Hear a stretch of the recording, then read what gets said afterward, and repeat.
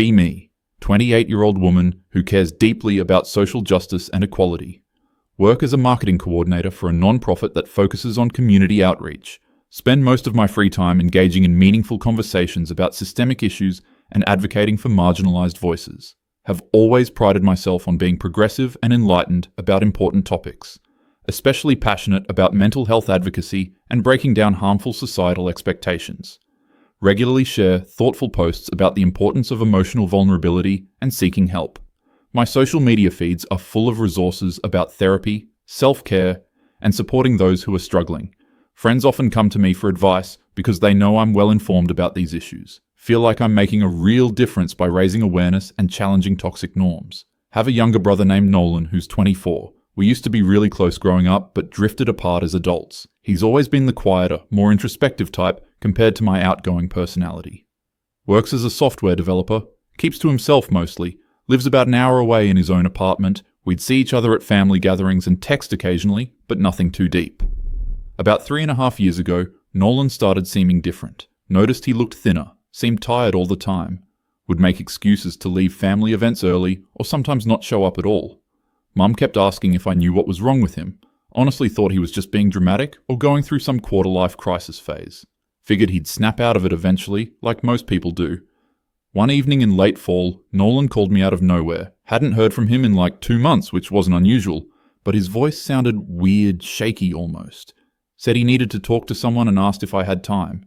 Was in the middle of preparing a presentation for work about inclusive language practices, but figured I could multitask and listen while I worked. Hey Sarah, I know this might sound weird, but I've been struggling with some stuff lately.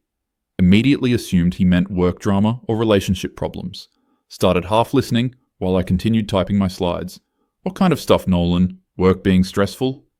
There was this long pause and I could hear him breathing heavily. No, not work. It's more like, I don't know how to explain it. Could tell he was having trouble getting the words out. Thought he was being overly dramatic about whatever minor issue he was dealing with.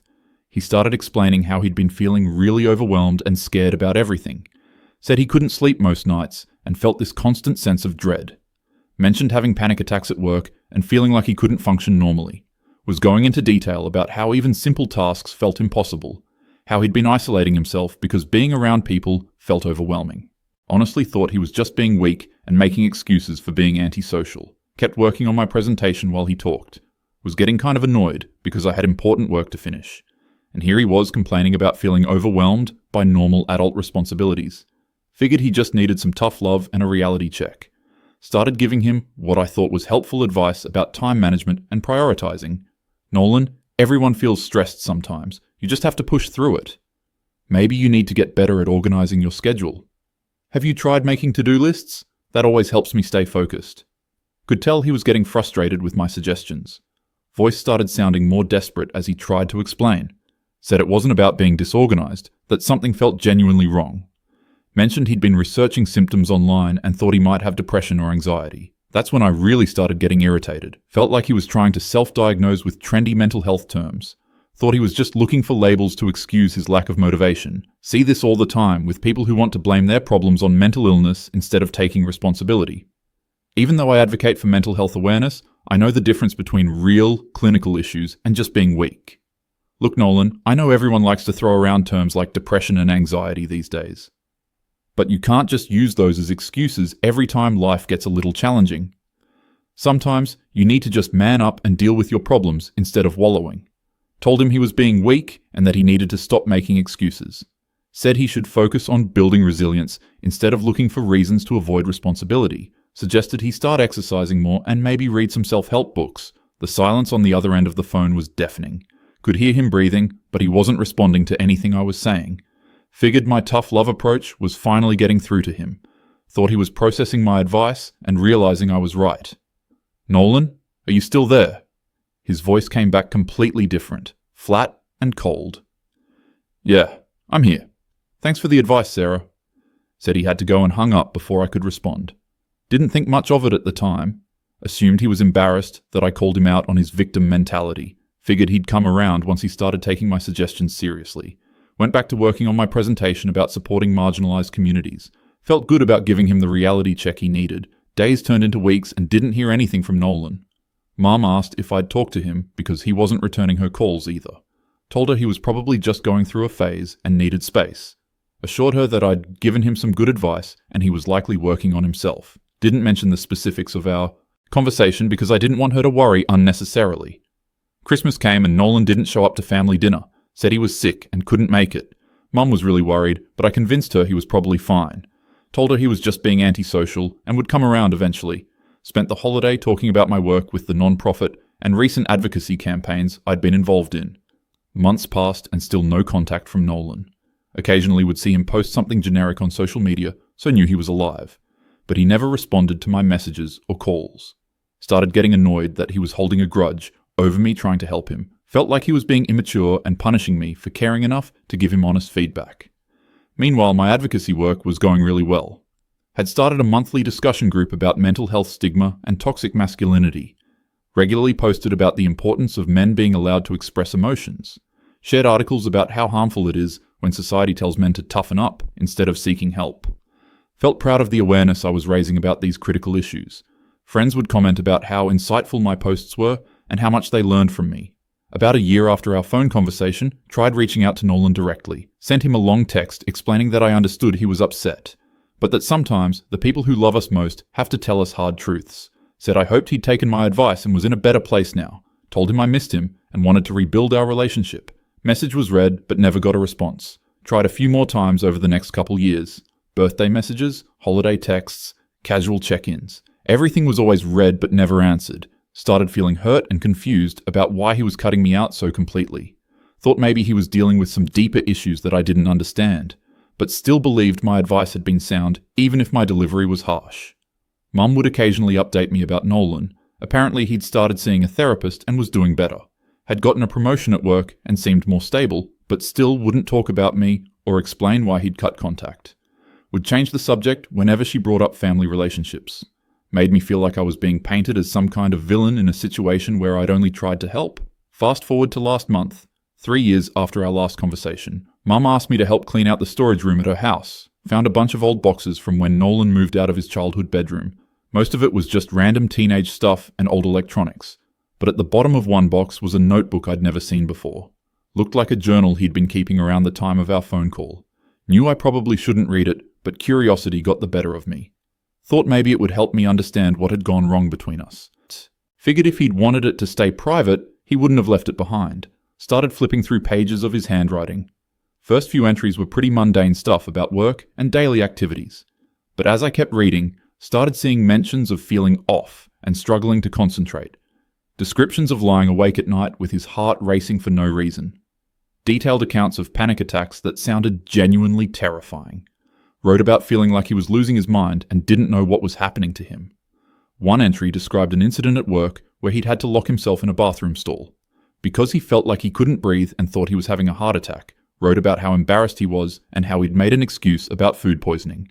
Mentioned researching symptoms online and finding information about anxiety disorders. Said he was scared to tell anyone because he didn't want people to think he was crazy. Kept reading and found more entries about his internal struggle. Wrote about feeling ashamed for not being able to handle normal stress like everyone else. Mentioned feeling like he was weak and broken compared to other people. Described the depression as this heavy weight that made everything feel impossible. Said he felt guilty for struggling because he knew other people had real problems. Then found the entry dated the day after our phone conversation. My stomach dropped as I read his account of our call. Tried to talk to Sarah tonight about what's been happening. Thought she of all people would understand since she's always posting about mental health. But she basically told me I'm just making excuses and need to man up. Said I'm being weak and that I should just deal with my problems. Continued reading with growing horror at his perspective. I know Sarah thinks I'm just being dramatic, but I can barely get out of bed most days. The panic attacks are getting worse and I feel like I'm drowning. If my own sister thinks I'm just weak and making excuses, maybe she's right. Maybe I really am just pathetic and can't handle normal adult life. Don't think I can talk to anyone else about this now. Next few entries were really dark. Wrote about feeling completely alone and like there was something fundamentally wrong with him. Mentioned feeling betrayed because he'd trusted me and I'd dismissed everything he was going through. Said he couldn't bear the thought of anyone else reacting the way I had. Wrote, if Sarah, who advocates for mental health, thinks I'm just weak, what would other people think?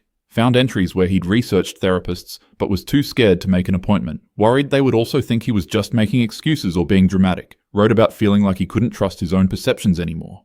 Said my reaction made him question whether his suffering was even real. Mentioned feeling like maybe he deserved to feel this way because he was weak. Several entries about how much it hurt that I'd used the phrase man up. Wrote about how he'd always looked up to me and respected my opinions on social issues. Said hearing me use that exact toxic language felt like being slapped. Mentioned seeing my posts about supporting men's mental health and feeling confused and angry. Wondered how I could advocate for others while dismissing his struggles so easily. One entry really hit me hard. Sarah always talks about how harmful it is when society tells men to suppress emotions. But when I tried to be vulnerable with her, she basically said the same things she claims to be against. I guess it's easy to be supportive online, but harder when it's your own family member. Maybe I really am just weak, and she was being honest about what she actually thinks. Kept reading through months of entries documenting his journey to finally getting help. Wrote about how long it took him to trust a therapist because of my reaction. Mentioned having to work through feelings of shame and self-doubt that my words had reinforced. Described slowly learning that his experiences were valid and that he wasn't weak or broken. Talked about the progress he was making, but also the lasting impact of feeling rejected by family. Found an entry from about 6 months later where he'd written about me specifically. I think Sarah genuinely believes she's supportive of mental health awareness. But there's a difference between posting about issues online and actually supporting real people. Maybe she can advocate for strangers, but when it comes to people close to her, old judgments kick in. Or maybe she just likes the image of being progressive more than actually doing the work. Another entry. I keep thinking about how Sarah talks about toxic masculinity and emotional suppression. But when I tried to open up about real emotions and real struggles, she shut me down immediately. Told me to man up, which is literally the exact phrase she says is harmful to men. It's like she can intellectually understand these concepts but can't apply them to real situations. One of the last entries about me was devastating. I've realized I need to protect my mental health by limiting contact with people who can't support me, even if that includes family members who think they're helping but are actually harmful. Sarah isn't a safe person for me to be vulnerable with, and that's not my fault or something I need to fix. Sat there in Mum's storage room, reading my brother's private thoughts about me, realizing that everything I thought I understood about the situation was completely wrong. He hadn't been dramatic or weak or looking for excuses. He'd been genuinely suffering and had trusted me enough to reach out for support. And I'd responded with exactly the kind of toxic language I claimed to be against. Started thinking about all the posts I'd made about mental health awareness, articles I'd shared about the importance of believing people when they talk about their struggles, content about how harmful it is to dismiss depression and anxiety as personal failings. Remembered the discussion group I'd started about toxic masculinity and emotional suppression, realized I'd been advocating for these principles while completely failing to apply them to my own brother. Thought about how I'd told him to man up and stop being weak, the exact language I regularly condemned when other people used it. Remembered feeling annoyed that he was complaining about feeling overwhelmed, how I'd assumed he was just making excuses instead of listening to what he was actually saying. Realized I'd been more concerned with being right than with understanding his experience. Kept thinking about his journal entries describing how my reaction had made him doubt himself, how he'd questioned whether his suffering was real because I'd dismissed it so easily, how it had taken him longer to get help because he was scared of being judged again, the fact that he'd specifically mentioned feeling betrayed because he'd trusted me. Realized that my words had actively caused harm to someone I loved. Started remembering all the times over the past 3 years when I'd felt hurt by his silence, how I'd painted myself as the victim in the situation, convinced myself that he was punishing me for trying to help. Never considered that my help had actually been harmful and invalidating. Realized he'd been protecting himself from further damage, not punishing me. Thought about all my advocacy work and how passionate I'd been about these issues. Realized there was a huge gap between my intellectual understanding and my actual behavior. Had learned the right language and concepts about mental health and toxic masculinity. But when faced with a real situation involving someone close to me, defaulted to harmful judgments. Understood that posting about issues online was different from actually supporting people in real life. Started seeing how my reaction had been influenced by unconscious biases I thought I'd overcome. How I'd expected Nolan to handle his problems the way I would handle mine. Hadn't considered that different people have different capacities and challenges. Realized I'd been more concerned with maintaining my image as someone who has it together than with empathy. Saw how my privileged position of not struggling with mental health issues had made me judgmental. Thought about how I'd specifically used the phrase man up despite knowing how harmful that language is. Realized I'd been perpetuating the exact toxic masculinity I claimed to be fighting against. Understood that I'd reinforced societal messages that men should suppress emotions and handle problems alone. Saw how my reaction had confirmed his fears about being judged for showing vulnerability. Realized I'd contributed to the very problem I thought I was advocating against. Kept thinking about his description of feeling betrayed, specifically because he'd trusted me. Remembered how he'd mentioned my social media posts about mental health. Realized he'd reached out to me partially because he thought I'd be understanding and supportive. Understood that my hypocrisy had been especially painful because of my public stance on these issues. Saw how I'd failed him not just as a sister, but as someone who claimed to care about these causes. Started understanding why he'd cut off all contact instead of trying to explain or argue. Realized that my reaction had probably felt so invalidating and harmful that protecting himself was the priority. Thought about how much courage it must have taken for him to reach out in the first place. Understood that my dismissive response had likely felt like confirmation of his worst fears about being judged. Saw why he wouldn't want to risk being vulnerable with me again. Sat there feeling the full weight of how badly I'd messed up. Realized that everything I'd thought about the situation was wrong. Understood that I'd been the toxic person in the dynamic, not him. Saw how my actions had directly contradicted everything I claimed to believe. Felt sick thinking about how much unnecessary suffering I'd caused him. Thought about all the opportunities I'd had to recognize my mistake over the past 3 years. How I could have done research about depression and anxiety instead of assuming I knew better. Could have reflected on whether my advice had actually been helpful instead of getting defensive. Could have considered that maybe there was more to the situation than I understood. Realized I'd been too proud and self-righteous to consider that I might have been wrong. Started thinking about how this reflected on my advocacy work in general. Wondered how many other times I'd been performative rather than genuinely supportive. Realized that sharing articles and posts was easy, but actually supporting people required more effort. Understood that I'd been more invested in appearing progressive than in doing the actual work. Saw how my ego had gotten in the way of truly understanding and helping others. Thought about Nolan working through therapy and getting better despite my harmful response. Felt proud of him for persisting and getting help even after I'd made it harder. Realized his strength in cutting off contact and protecting his mental health. Understood that his silence hadn't been weakness or punishment, but self-care and wisdom. Saw how much growth and healing he'd done without my input or support. Sitting in that storage room, finally understood why my brother had rejected me. Realized I'd been a toxic, hypocritical person who'd preached about mental health awareness online, but completely dismissed and invalidated his genuine suffering when he'd trusted me with it. Understood that my reaction had been exactly the kind of harmful response I claimed to be against. Saw how I'd contributed to the very problems I thought I was fighting. Felt the full impact of recognizing that I'd been the insufferable one all along. Not him for struggling with mental health issues, but me for being judgmental and hypocritical. Realized that all my advocacy work meant nothing if I couldn't support the people closest to me. Understood that I'd failed not just as a sister, but as a person who claimed to care about these causes. Saw how much damage my ego and assumptions had caused to someone I loved. Closed the journal and sat there processing everything I'd learned. Finally understood why Nolan had cut off all contact and why he'd been right to do so. Realized I needed to completely reevaluate my approach to advocacy and supporting others. Understood that real allyship required humility, listening, and examining my own biases. Saw how much work I needed to do to become the kind of person I thought I already was. 3 years too late, finally getting it, realizing I'd been exactly the kind of toxic person I claimed to be fighting against. Understanding that Nolan had shown incredible strength and wisdom in protecting himself from me. Seeing how my insufferable, hypocritical behavior had driven away someone who'd trusted me. Knowing I had no right to contact him, but hoping someday he might be willing to let me try to make amends.